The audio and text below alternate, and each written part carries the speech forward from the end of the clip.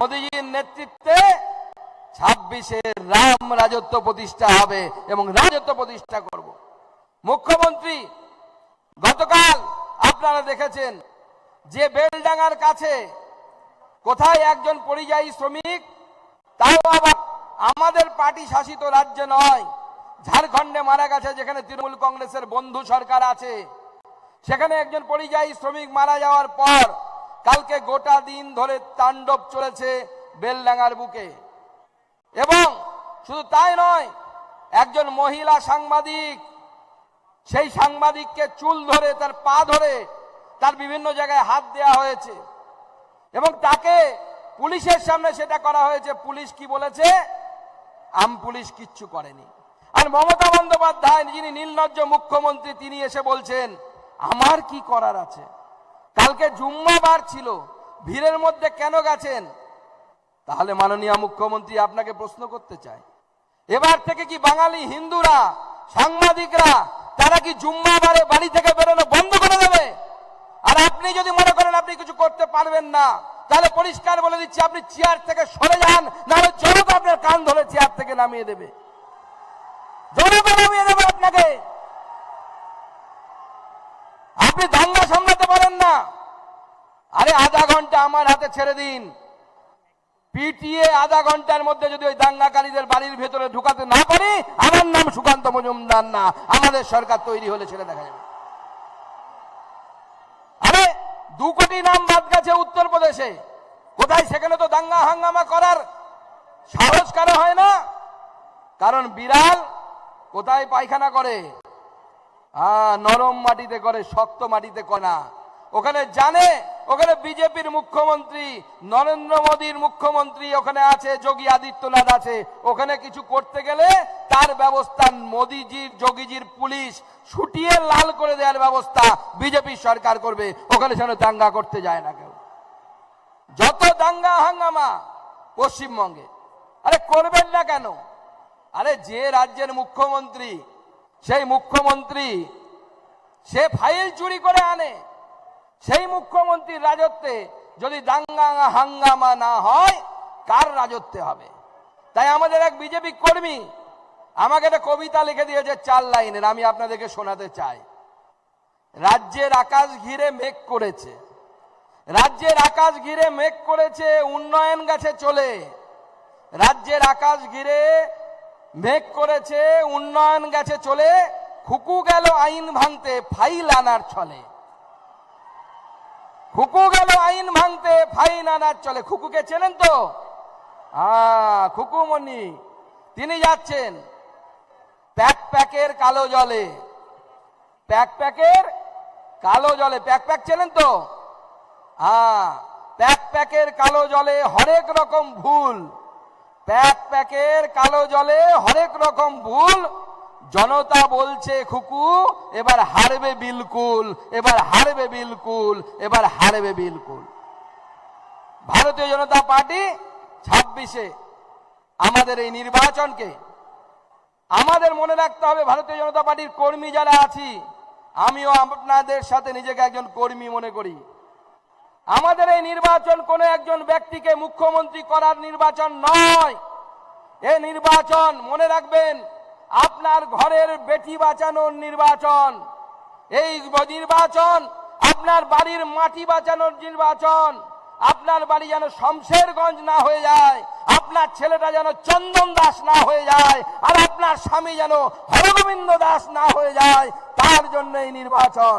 তাই এই নির্বাচন আমাদের মাটি বাটি অর্থাৎ বাড়ি আর বেটি মেয়ে বাঁচানো নির্বাচন। এই নির্বাচনে যদি ভারতীয় জনতা পার্টির সরকার তৈরি না হয়, কালকে একটি বেসরকারি চ্যানেলের মেয়ের সাথে, একটি সাংবাদিকের সাথে, মেয়ে সাংবাদিকের সাথে যে ঘটনা ঘটলো, সেই ঘটনা আপনার মেয়ের সাথে ঘটবে। আপনি হাতে লক্ষ্মীর ভান্ডারের টাকা নিয়ে দাঁড়িয়ে থাকবেন আর চোখের সামনে দেখবেন আপনার মেয়ের ইজ্জত নিয়ে ছেলে খেলা হচ্ছে, আপনি একটা সারা শব্দ করতে পারবেন না। কারণ তৃণমূলের মুখ্যমন্ত্রী বলবেন আমার কি করার আছে। মুখ্যমন্ত্রী সত্যিই আপনার কিছু করার নয়, করার নেই। আপনি হেরে গেছেন। আপনি একদিন বলেছিলেন যে দুধেল গায় দুধ দেয়, যে গরু দুধ দেয় তার লাথি খাওয়া ভালো।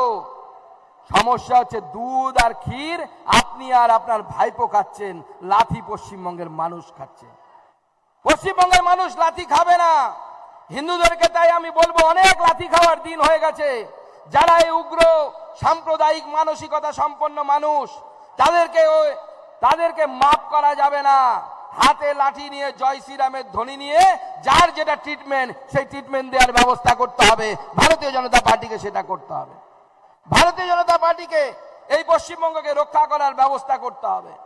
কারণ দায়টা আমাদের, দায়িত্বটা আমাদের। কারণ এই পশ্চিমবঙ্গ অন্য কেউ তৈরি করেনি। মমতা বন্দ্যোপাধ্যায়ের পূর্বপুরুষ তৈরি করেনি, অভিষেক বন্দ্যোপাধ্যায়ের পূর্বপুরুষ তৈরি করেনি।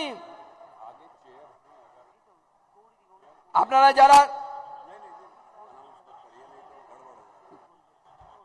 আপনাদের মনে রাখবেন, এই পশ্চিমবঙ্গ অভিষেক বন্দ্যোপাধ্যায়ের কোন পূর্বপুরুষ করেনি, এই পশ্চিমবঙ্গ মমতা বন্দ্যোপাধ্যায়ের কোন পূর্বপুরুষ তৈরি করেনি।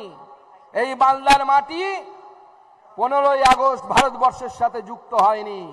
18ই আগস্ট মালদা, দক্ষিণ দিনাজপুর, উত্তর দিনাজপুর 3 দিন, 15, 16, 17 3 দিন পূর্ব পাকিস্তানে ছিল। আর 18ই আগস্ট ডক্টর শ্যামাপ্রসাদ মুখার্জির নেতৃত্বে অনেক বিশিষ্ট ব্যক্তি লড়াই করেছিলেন। মালদারও বিশিষ্ট ব্যক্তি শিবেন্দু বাবু, যিনি তৃণমূলের বর্তমান রাজ্যসভার সাংসদ, সুধাংশু শেখর, তার বাবা, তিনিও এই মালদাকে বাঁচানোর জন্য লড়াই করেছিলেন। তখন কথা হয়েছিল যে মালদা হিন্দু বাঙালির জন্মভূমি, হিন্দু বাঙালির ভূমি হিসেবে পশ্চিমবঙ্গ তৈরি হবে, মালদা তৈরি হবে। আমরা কারো বিরোধী নই, আমরা যত মত তত মতের পন্থে বিশ্বাসী, আমরা সবার সাথ, সবার বিকাশে বিশ্বাসী।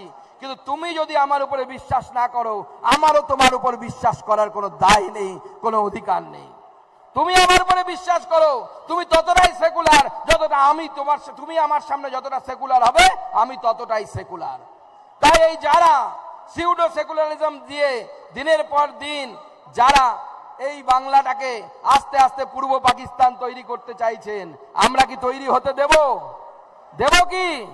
আপনারা চান প্রতি ঘরের সামনে চন্দন দাস, হরগোবিন্দ দাস হোক? তাই সেটা যদি হয়, তাহলে বাঙালি হিন্দুর অস্তিত্ব থাকবে না। আজকে বাংলাদেশে দেখুন, যখন পূর্ব পাকিস্তান তৈরি হয়েছিল 20% বেশি বাঙালি হিন্দু ছিল সেখানে। আজকে নেই, হিন্দু কমতে কমতে শেষ। দীপুচন্দ্র দাস গাছ থেকে লটকে জীবন্ত জ্বালিয়ে দেওয়া হলো।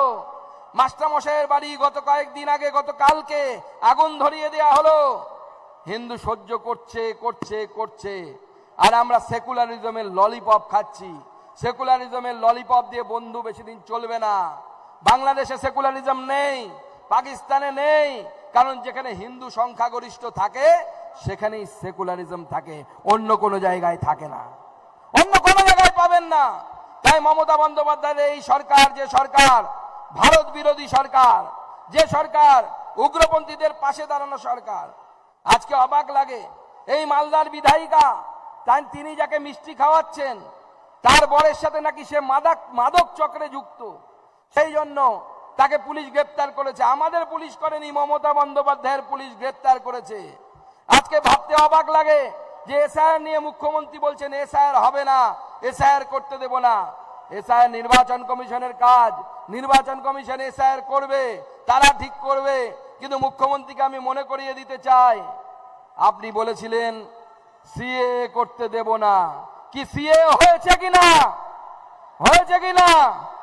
যত উদ্বাস্তু মানুষ আছেন যারা পূর্ব বাংলা থেকে এসছেন, তাদের এই মঞ্চ থেকে আমি আশ্বস্ত করছি, মতুয়া হোক, নবশূদ্র হোক, উচ্চবর্ণের হোক, এই মঞ্চ থেকে আমি, মাননীয় প্রধানমন্ত্রী আসবেন তাকে সাক্ষী রেখে বলছি, কোন উদ্বাস্তু ভারত থেকে বাইরে যাবে না, একজনও হিন্দু যাবে না, তারা ভারতবর্ষেই থাকবেন। তাদের ভারতবর্ষ তাদের মাতৃভূমি, তাদের এখানে থাকার অধিকার আছে। দেশ ভাগ করার সময় তো জিজ্ঞেস করনি? আমার ঠাকুরটাকে জিজ্ঞেস করেছিলে যে দেশটা ভাগ করতে চাও কিনা? তখন তো তোমাদের প্রধানমন্ত্রী হওয়ার জন্য খুব তাড়াতাড়ি করে দেশ ভাগটা করা দরকার ছিল। সেই জন্য বাংলাদেশ হোক, পাকিস্তান হোক, প্রতারিত হিন্দুরা প্রয়োজন হলে ভারতবর্ষে আসবেন।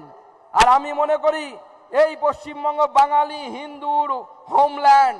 বাঙালি হিন্দু যেখানেই বিপদে পড়ুক, যে এত বছর পর বিপদে পড়ুক, তার যদি কোথাও আসার জায়গা থাকে তাহলে এই পশ্চিমবঙ্গ। তারা 100 বার আসবে, 1000 বার আসবে, মমতা বন্দ্যোপাধ্যায় যত চেষ্টা করুন আটকাতে পারবেন না। আপনার বুকের উপর দিয়ে 370 ধারা বাতিল হয়েছে, আপনার বুকের উপরে সিএ পাস হয়েছে, আগামী দিনে এসআইআর হবে এবং আপনার সরকার যাবে, পদ্ম ফুল ফুটবে, আপনার চোরেরা জেলের ভেতরে যাবে, সেই দিন আসছে। আমরা সবাই মিলে তৈরি হচ্ছি, আমরা সবাই মিলে তৈরি। কি তৈরি? তো তৈরি সবাই, সবাই তৈরি। তাহলে এক হাতে ভারতের পতাকা আর এক হাতে মুঠ করে বলুন আমার সাথে, ভারত মাতা কি, ভারত মাতা কি, ভারত মাতা কি, জয় শ্রীরাম, জয় জয় শ্রীরাম। নরেন্দ্র মোদী জিন্দাবাদ, মহান দেশের মহান নেতা নরেন্দ্র মোদী জিন্দাবাদ, এই নরেন্দ্র মোদী জিন্দাবাদ। ভারত মাতা কি, ভারত মাতা কি, ভারত মাতা কি। সবাইকে নমস্কার, সবাই ভালো থাকবেন। সবাইকে পৌষ সংক্রান্তি গেছে তার শুভেচ্ছা থাকলো। উত্তরায়ণ শুরু হয়েছে, দিন ছোট, দিন রাত বড় হচ্ছে, রাত ছোট হচ্ছে। আর অটলজি বলেছিলেন আমাদের 1980 সালের বিজেপির প্রতিষ্ঠা দিবসে, अंधेरा छूटेगा, सूरज निकलेगा, कमल खिलेगा। পদ্ম ফুটবে, সূর্য উঠেছে, আলো ঝলমল করছে, মোদিজি আসছেন, মালদায় এবং পশ্চিমবঙ্গে পদ্ম ফুটবে, পদ্ম ফুটবে, পদ্ম ফুটবে। নমস্কার, ভালো থাকবেন।